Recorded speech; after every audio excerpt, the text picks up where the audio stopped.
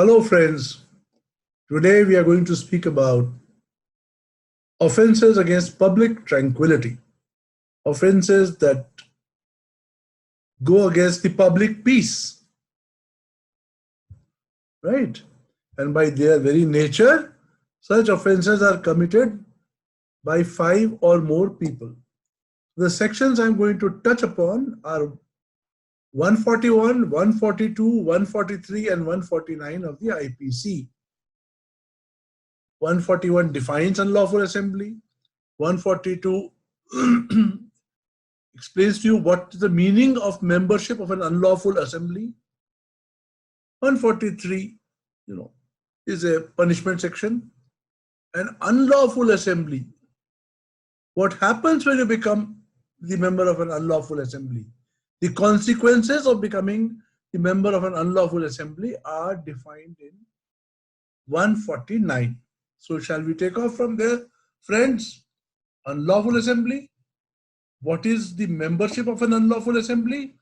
What is the liability of every member?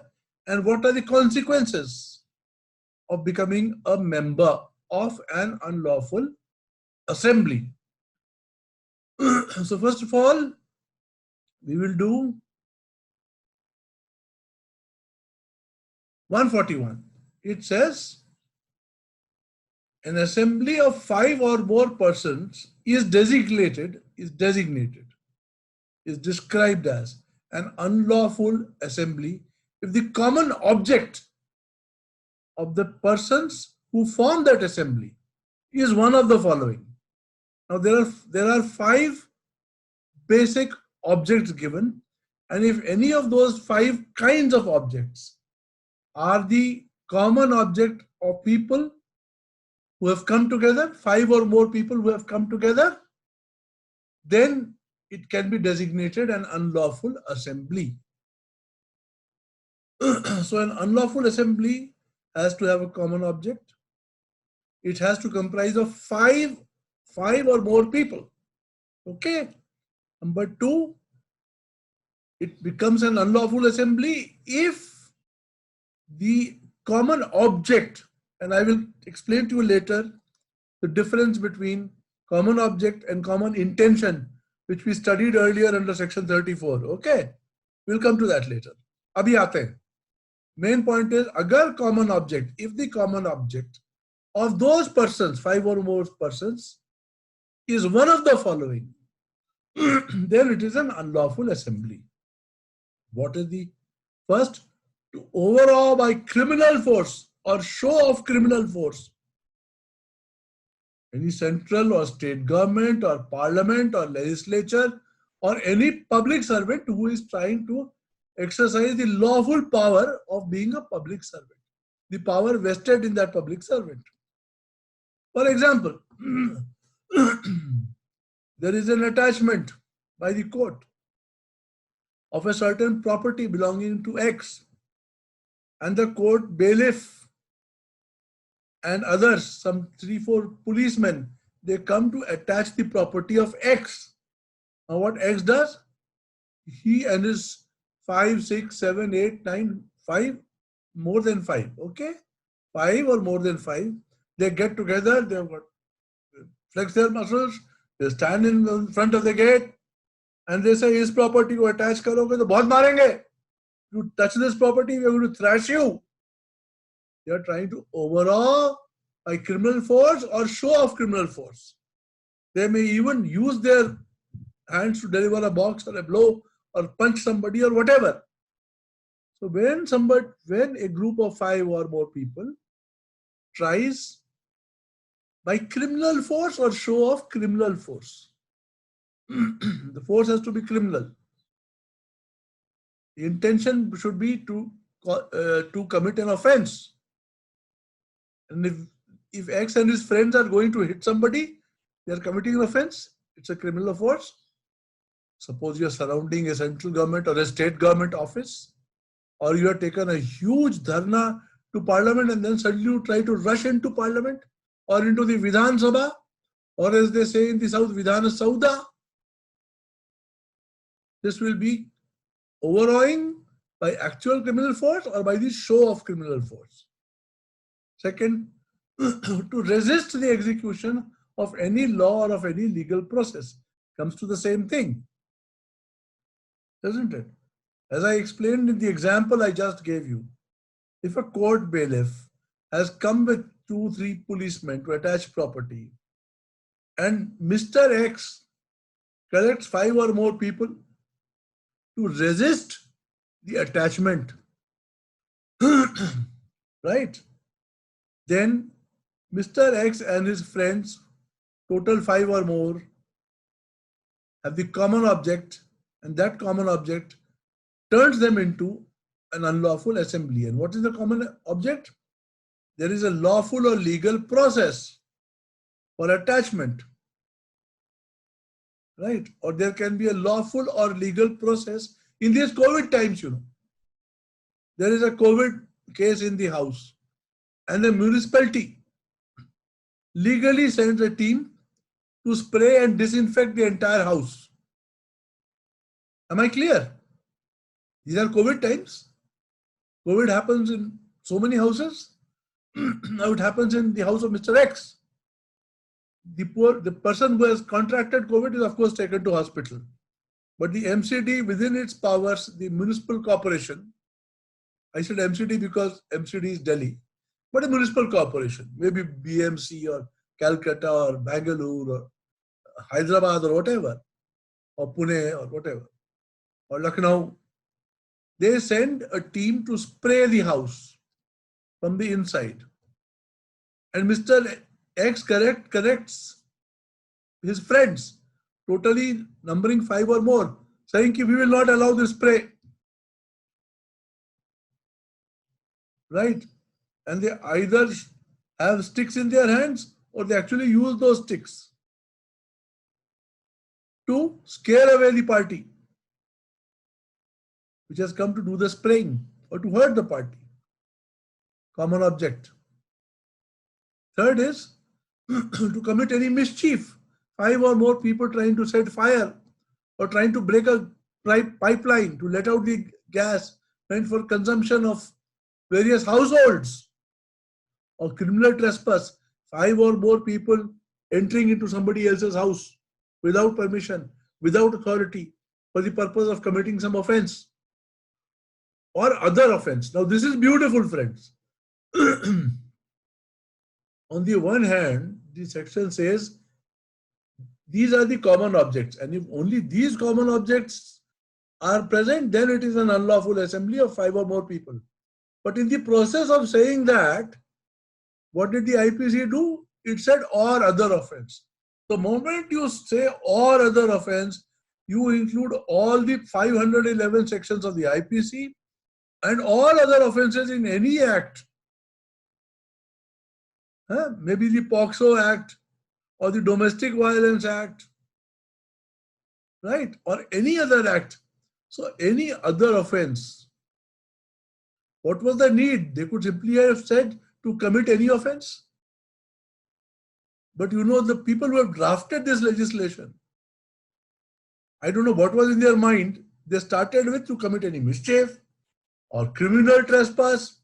Then they said, nahi yaar, this is limiting it very much. Let us write any other offense. So at one stroke, any offense in the book, if being committed or intended to be committed, if it is the common object of an assembly of 5 or more persons, that assembly is an unlawful assembly. Fourth, by criminal force or show of criminal force, to forcibly take possession of a property, or to deny a person enjoyment of a right of way or use of water, etc., etc., or to enforce any right or supposed right. Now I'll explain this to you.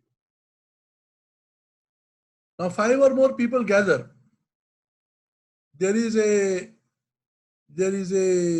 Suppose there is a farm, 1 acre or 2 acres of land, and Mr. X with his friends, all totaling 5 or more, they think they have a right to that property. Or they actually have a right to that property, but it is in the possession of Mr. Y. lawful possession of Mr. Y. They either show force or use force to evict Mr. Y and to enforce their right or supposed right on that piece of land. They have used criminal force. Or, you see, there is a huge house, and behind that house there are some smaller houses. There is a huge house with big boundary wall, etc. Behind it are some smaller houses belonging to other people. So say the big house belongs to A and the houses behind it belong to X, Y, and Z. But in order to reach the main road, people from X, Y, and Z have traditionally had to take a footpath, a pagdandi, a footpath through the property of A. This has been done for years. Saalon se ho raha hai. Now this is called an easementary right. Right?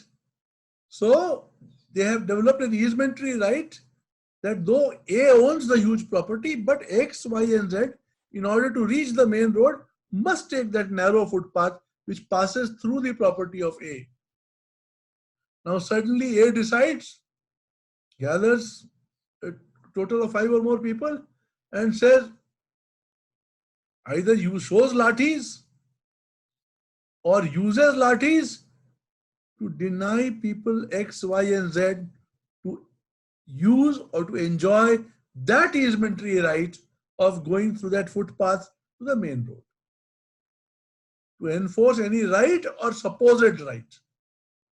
Then, by means of criminal force or show of criminal force, to compel a person to do something which he is not legally bound to do, or to omit to do what he is not legally entitled to do.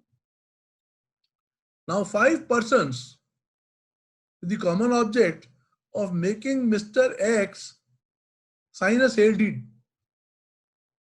Now Mr. X is not legally bound to sign that sale deed or to sign a confession or whatever. But these people, this group of 5 or more people, they either use criminal force, right? They restrain him, they confine him, and they compel him, or they threaten to do so. Show of criminal force. Either you will sign this lease deed or sale deed or whatever, or we are going to show you, make a terrible mess out of you. He's not legally bound to do. Or to omit to do what he is legally entitled to do. Now, Mr. X has been witness to a crime. He is supposed to go to the court on the witness stand and give testimony that yes, I was a witness to this crime, I saw it, and this is my testimony. This is what I have to say. So he is legally entitled to go and give his testimony. But Mr. X may have decided, but the others, Y, Z, etc., numbering 5 or more, bar his way. They stop him from going. They either show force or they use force. They may break a leg for all I know. So, whether they break a leg or they restrain him or they tell him that if you proceed, we will break your leg, he is legally entitled to go to court to give his testimony. They are making him omit doing that. Right? So I have given you a small memory aid. Or do. Or. First O, overall. To overall a government or a legislature or a government servant, the public servant, lawfully exercising his power, to overall. O. Or to resist the execution of law or legal process. Resist. O, overall, or resist. Second or, another or. Any other offense, including mischief or criminal trespass. So this O is for any other offense. Of course, it includes, as I said, once you mention other offense, it is pointless to say mischief and criminal trespass. We have included everything under the sky. Okay, other offense. Next R of or second, the R of the second OR is right or supposed right. So use criminal force or show of criminal force to enforce a right or a supposed right. Finally, do, to do, make somebody do what he is not bound to do, or omit something which he is entitled to do. Do. First part, to make somebody do with something which he is not legally bound to do by a group of 5 or more people. Please remember that. It should be 5 or more people with that object. Or to stop that person to omit doing what he or she is legally entitled to do. Or do. Okay. The explanation is an assembly which was not as unlawful when it assembled may subsequently become an unlawful assembly. An assembly which was not unlawful when it assembled may subsequently become an unlawful assembly. What does this mean? It means 5 or more people may have gathered in front of a house just to chit chat or just to discuss the events of the day. At that time, by coincidence, the court bailiff and other people come to attach the property. So when the assembly was formed, it was not unlawful. They were chit-chatting. But when the court people come, then these people have a common object that by force, criminal force or show of force, we will not allow this attachment to happen. That is when it becomes unlawful. It becomes subsequently unlawful. I hope we are sufficiently clear on all this. Section 141. So we shall go on to the next. Okay. Right. Now, what is being a member of an unlawful assembly? What involves being a member of an unlawful assembly? Okay. So 142, it says, whoever is aware of the facts, that means he has the knowledge of the facts which render an assembly an unlawful assembly. Whoever knows that what are the facts which have made an assembly, turned it into an unlawful assembly, and yet knowing that fact, he intentionally joins that assembly. Yet knowing that the facts have turned that assembly into an unlawful assembly, he intentionally joins that unlawful assembly and continues there. He is a member of an unlawful assembly. Now, two parts. The first is, now unlike you see normal offenses where the intention, the mens rea is to commit the offense. I taught you in my first lecture on mens rea, the guilty mind. The guilty mind should be to commit the offense for which the accused is being tried or punished. But in this case, the intention, mens rea, is only to join the unlawful assembly. Very important point. And join when? When the person joining is aware of the facts as to why it is an unlawful assembly. Now, what can the facts be which make a lawful assembly an unlawful assembly? Facts, my friends, are the same common objects which I told you on the last slide. Facts, what are the facts which make an assembly lawful? That has already been defined in section 141. Those are the common objects. And what are the common objects? Or do.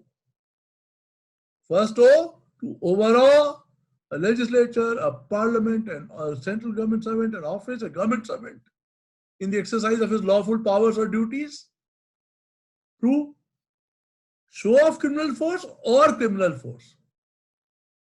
Or to resist the discharge of an official duty by a lawfully authorized public servant.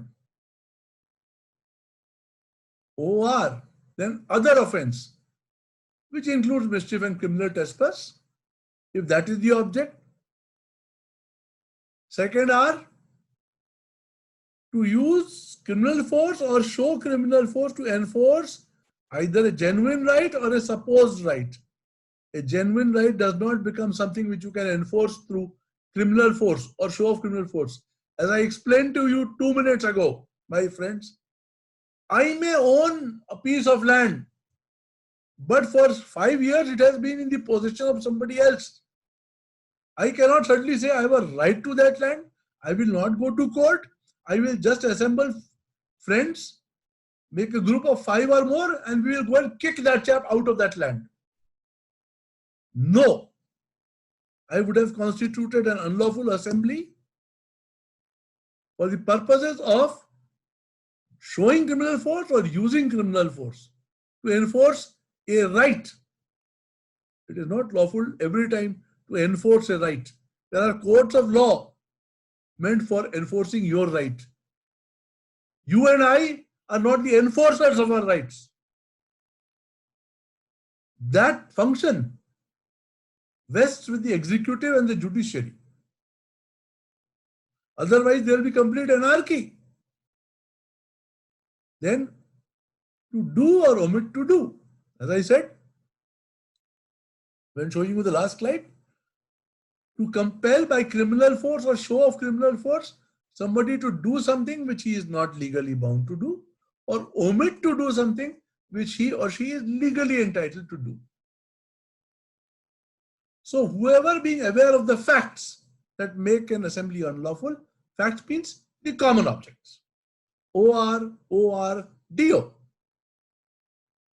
He has the knowledge. He knows that the assembly which I am going to join has one of these common objects. With that knowledge, he intentionally joins. Right? And he intends to join and he remains in that unlawful assembly. That is being the member of an unlawful assembly. The mens rea does not come here to commit that offense. The mens rea comes in intentionally joining an unlawful assembly which has the common object, and the common object is an offense. Any offense, any other offense. Now, when is it declared? How do you officially declare an assembly an unlawful assembly? Sometimes it is designated. If 5 people are criminally trespassing into somebody's home, it does not have to be formally announced. It is an unlawful assembly in law. But there are other cases. Suppose, for example, 20 people have gathered outside a factory to strike for their labor rights.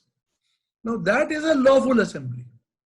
Gathering outside and demonstrating is a lawful right. But suppose they start throwing stones, they start breaking down the doors of the factory, the common object changes. Their object now is to commit an offense, and through a use of criminal force.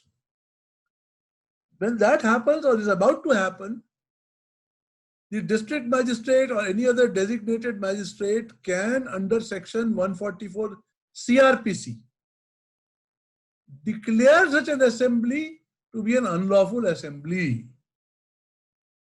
So what happens quite often in times of riots or in times of civil disturbances, people gather and you will see somebody coming with a loudspeaker.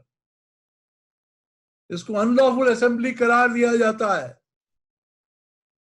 Isn't it? गैर कानूनी है ये. This is an unlawful assembly. That announcement is done under 144 CRPC, as you will see right here. The announcement is being made by our friend. Right? He's saying this is an unlawful assembly. Now, even for the basic offense of an unlawful assembly, there is a punishment. What does that mean? Even if 5 or more people are threatening criminal force, have not actually done it, they are showing criminal force by a show of criminal force, by a threat of, they have not used it. They're just threatening criminal force. But even then, they have been members of an unlawful assembly, they constitute an unlawful assembly, and there is a punishment. Section 143, which says being a member of an unlawful assembly.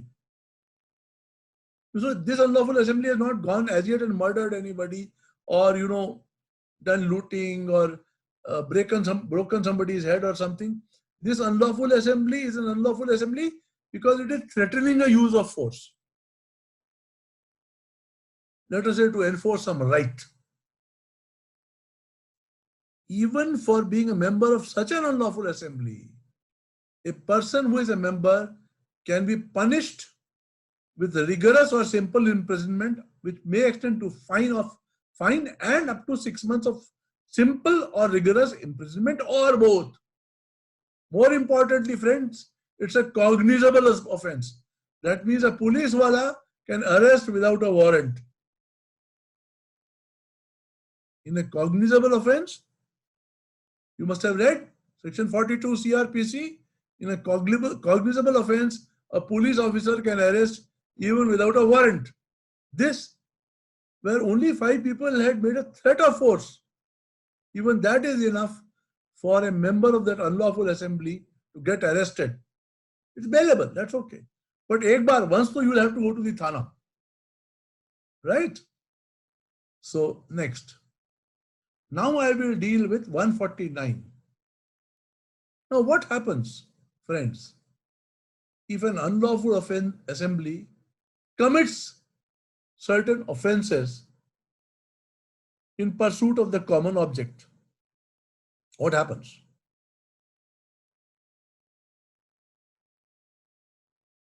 They may break some heads, they may break some property, they may set fire to something, they may resist the execution of a process, a legal process, whatever. Once an unlawful assembly of 5 or more people has pursued any of the common objects which I have described, which, remember, includes other offense. So, all offenses. So, if an unlawful assembly has pursued a common object, then who has done what? And how do you hold all people guilty? 149 is very clear. If the offense is committed by any member of the unlawful assembly, any member, if there are 5 people, even one member does it, in prosecution of the common object. The common object was, let us not allow this bailiff to attach this property. Right? Let us get into this factory and, break into it, or break into a house, etc., etc. Or let us make this person jabardasti forcibly sign this sale deed, whatever. So any offense committed by any member of an unlawful assembly in prosecution of the common object of that assembly, or such as the members of that assembly knew to be likely to be committed in prosecution of that object. Right? So there's a member. He either participates in the prosecution of the common object. That means the member actually, suppose there is a riot and the member actually throws stones or throws Molotov cocktails, bottles filled with, kerosene oil and some other substance, and cotton wick which is set on fire and throws Molotov cocktails, etc., etc. If a person X does that in a riot, he is actually prosecuting the object. Or there is a riot and person X knows that there is likely to be a riot and he joins that unlawful assembly. Even if person X does nothing, does not throw a Molotov cocktail, does not bung a stone, but if he has been and remained in that unlawful assembly, and he knows that that unlawful assembly is likely to prosecute that common object, that offense, then every such person who is a member of the assembly at the time the offense was actually committed, is guilty of that offense. So what happens? If, for example, Mr. X sees a large crowd collecting outside some shops, and Mr. X, out of curiosity, goes and joins it. At that time, he is not aware of the facts that render that assembly unlawful. That assembly may be contemplating to loot those shops. Mr. X does not know that. He goes and he sees, kya ho raha hai? What's going on? He is not aware of the facts that make this assembly unlawful. He does not know what is the common object or likely to be common object of that assembly. And then what happens? He simply leaves. The moment they pick up a stone, he says, "No, no, yaar, this is all nonsense." He goes away.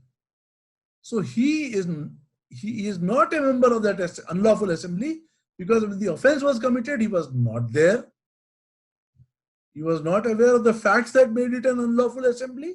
You can't blame him. But if he went and stood there, and while people threw stones, etc., etc., he remained actively standing there, maybe even saying, "Todo," he is guilty of the same offense as somebody who threw a stone, somebody who set it on fire, whatever. So if there's a mischief, there's an offense of criminal trespass, there's an offense of looting or robbery or whatever. Mr. X, even if he just stood there and said, "Ha ha," sorry, he's a member of that same assembly, because when he joined it, he was aware of the facts, is likely to loot, and then he stayed there, right? While the common object was being prosecuted by that assembly. As you will see in this cartoon, some people are going around with deadly weapons, pitchforks and sticks and axes and hovels and torches with fire and what have you. Obviously, they are going, this is an unlawful assembly, more than 5 people, 5 and more people, and obviously they have some mischief, some violence in mind. So they have a common object, which is an offense. Now, this person that you see here is only holding a jhadu, a broom. Now, this broom is not necessarily a deadly weapon. This broom, this jhadu, is not necessarily a deadly weapon. Does not matter. If this person with the jhadu joined this assembly, which was unlawful, and remained while it committed the offense which it committed as part of the common object, then this person with the jhadu is as guilty as any other member of that lawful offense. So, when an unlawful assembly is being tried for a particular offense, the court will not say, "Arey bhai, which one of you actually picked up the lathi? Which one of you kicked? Which of one of you hit her with a stone? Which of one of you?" So who caused which injury and how deep was that injury? So the court will not make the punishment proportionate to the act committed by individuals. In the case of an unlawful assembly, every single member, regardless of what he or she has done, is guilty of the offense, whatever offense has occurred. I hope I'm sufficiently clear. Anyway, we'll move on. So there's a Supreme Court case of 1960, Shambhunath Singh versus State of Bihar, which mentions the words vicarious liability. Vicarious liability is the liability that Mr. X may share because of his participation with, association with, or authority given to, or in any way conjunction with somebody who incurs that liability. Say who commits an offense, he incurs the liability of being punished, right? So the Supreme Court said Section 149 propounds a vicarious liability. I was part of an unlawful assembly. which did all sort of things, set fire, threw stones, threw Molotov cocktails, this and that. I did nothing. No, I incurred a vicarious liability. That liability which falls on others falls on me too. This is a famous principle of torts. Torts में क्या होता है? What happens in torts? If a master sends his agent to do something, and that what that agent does causes wrongful hurt or harm, wrongful harm to somebody else,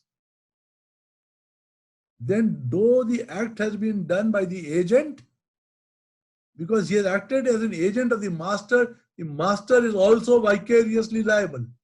So that concept of tort is imported into this section as well. Right. So it says, what are the two contingencies? If the member of the unlawful assembly, a particular member, commits an offense in prosecution of the common object. One member commits an offense in prosecution of the common object of that assembly. Then every member is guilty of the offense committed by the other members of that unlawful assembly. Crystal clear. Unlawful assembly. One member or two members commit an offense in pursuance of the common object. Right? The common object may be, as I said, resisting an attachment or enforcing a right or a supposed right, or making somebody forcibly sign a will, or similarly simply doing any other offense. Right? So in pursuit of that common object, if one member or two members, whatever, commit the offense, then every other member is guilty of that offense committed by the other members of the unlawful assembly. First contingency. Even if the members of the unlawful assembly do not share the same common object to commit a particular offense. If there is an unlawful assembly, say of 50 people, and all 50 people do not share the common object, the same common object, if they had knowledge of the fact that some of the members are likely to commit that offense, then they are also liable. Take 50 people. Now 50 people, as I said to you, have gathered outside some shops.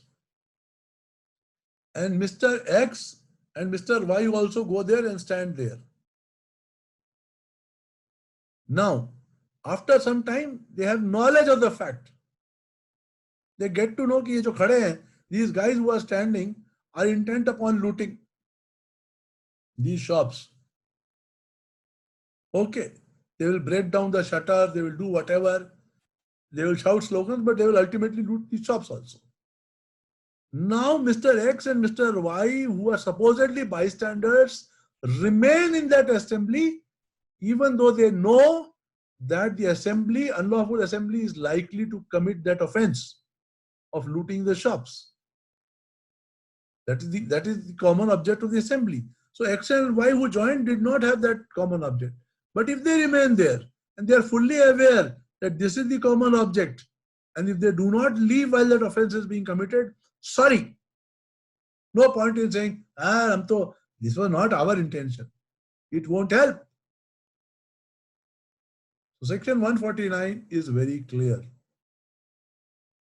on two counts. First count, in an unlawful assembly, offense committed by one member has to be suffered, consequences have to be suffered by all members.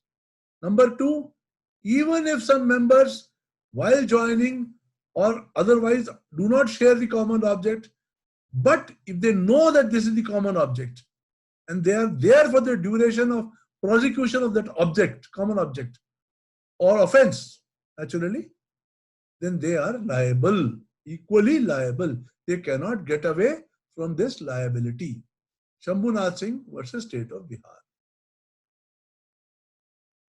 Similarly, in a very recent judgment, relatively recent, America Rai versus State of Bihar, the Supreme Court said, what? the law of vicarious liability under section 149 IPC is crystal clear. Even if X is present in an unlawful assembly, but with an active mind to achieve the common object, that person is vicariously liable for the acts of that unlawful assembly. Presence alone, with the knowledge of the common object, or a mind that that object should be achieved. The previous slide, Supreme Court says, if they have knowledge of what the common object is going to be, or is, or they wish that common object to be achieved, even if they do nothing. So previous judgment said, Shambhunath Singh said, if they are there in an unlawful assembly, even if they don't have that intention, they don't share any common object in the beginning, but if they remain there and they know what that object is going to be,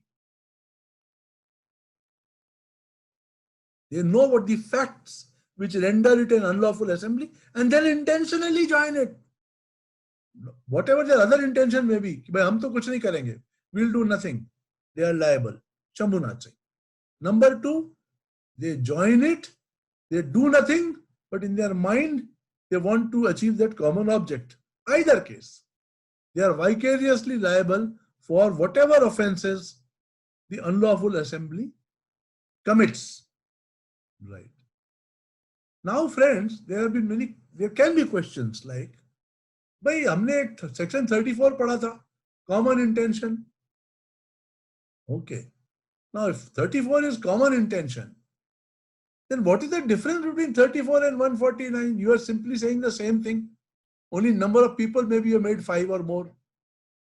We must remove that confusion. We must know exactly how and why. Unlawful assembly under section 149 IPC and common intention under section 34 IPC are different. So there's a small table here, friends, where I will try to explain the differences. The first difference is obvious. Under section 34 IPC, common intention, the number of persons must be more than one. One person cannot have a common intention with himself. One person cannot have a common intention with himself, so it must be at least two. 149 IPC, for unlawful assembly, the number of persons must be minimum 5. Minimum 5 persons. First difference. Second difference is 34 does not create any specific offense. Just because I have a common intention with Mr. X does not mean that I have committed an offense until the offense is actually committed. It is merely a rule of evidence. It's a rule of evidence. I am going to charge somebody with murder. There are 3 people, and then I say, yes, they had a common intention. And this intention I prove that they had this common intention. It's a rule of evidence. But 149 is part of the IPC chapter on offenses against public tranquility. 34 is not part of any chapter. It is not part of the chapter of offenses against the human body. It is not part of the chapter of offenses against the public property. It is not part of the any chapter of the IPC regarding offenses. It is not. But 149 is specifically a part of the chapter on offenses against public tranquility.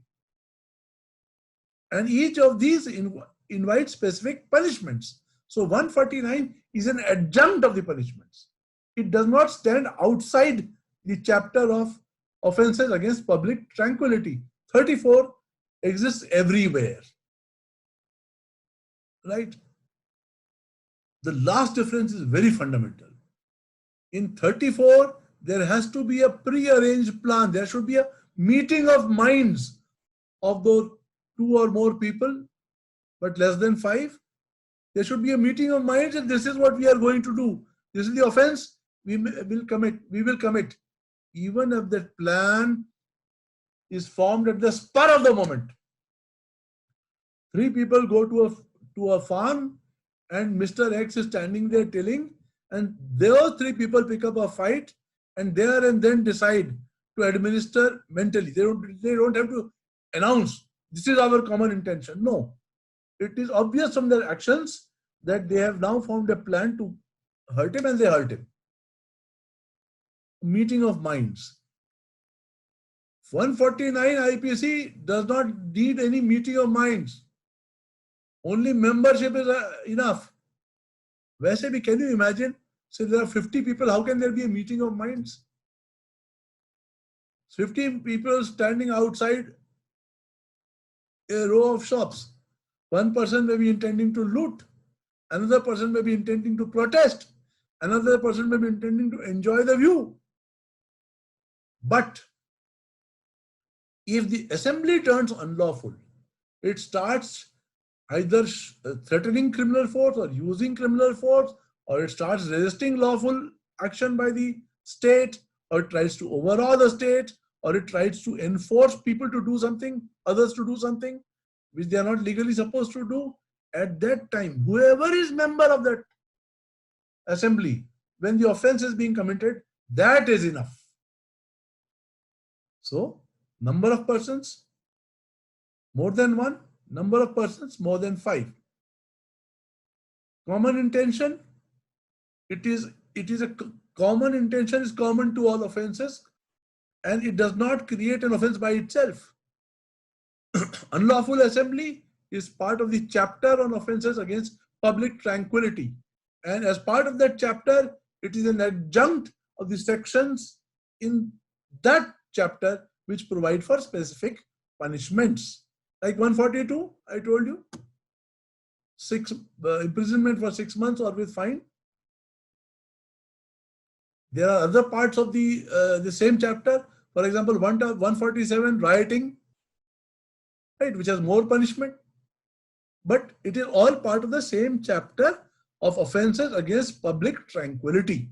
So there's a difference. Thirdly, common intention, prior meeting of mind. It may be on the spur of the moment, at the last moment, there may be a meeting of minds, let us do this. But in 149 IPC, unlawful assembly, where is the question of meeting of minds? The object is there, ye karna hai, but people may think differently. Whatever they think, at the time of commission, if they are members of that unlawful assembly, it is enough. So in Nanak Chand versus State of Punjab, Supreme Court way back in 1955 clearly said there is no question of common intention in section 149 of the Indian Penal Code. No question.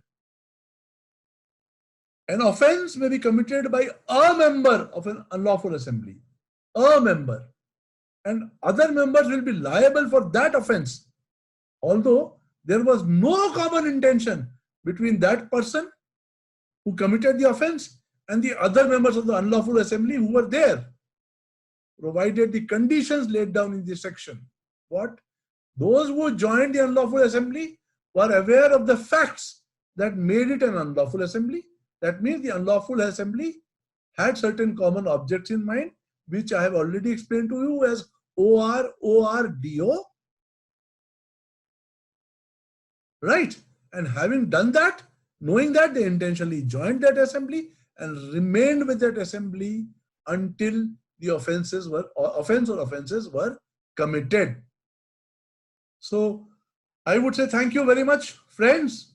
This is all for today, and I'll meet you next week with some more interesting sections of the IPC, which it would be a delight and a pleasure to discuss with you all. Thank you.